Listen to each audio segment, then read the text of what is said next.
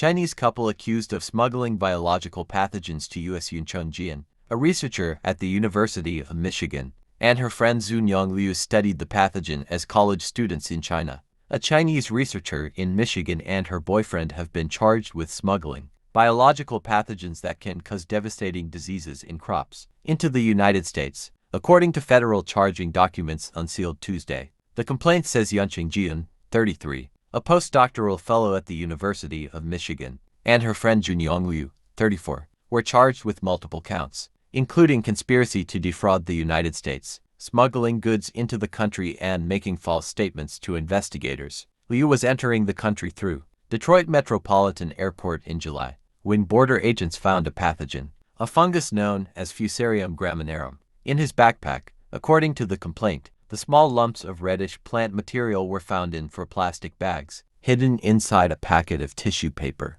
The complaint states that Liu and his girlfriend searched for the pathogen when they were college students in China. Since 2023, Jian has been working at the Laboratory for Molecular Interaction between Plants and Microbes at the University of Michigan. Liu initially told officers he did not know the nature of the materials and that someone must have planted them in his bag, but then told a different story. According to the complaint, Liu stated that he intentionally hid the samples in his backpack because he knew there were restrictions on the importation of the materials. The complaint stated, Liu maintained that he intentionally placed the samples in a tissue paper package to reduce the likelihood that CBP officers would find and confiscate them, and to be able to continue his search in the United States. A federal court hearing Tuesday afternoon, a judge ordered that Jian be kept behind bars after prosecutors called her a safety risk to travelers. Liu, who was barred from entering the country after the pathogen was discovered in his backpack,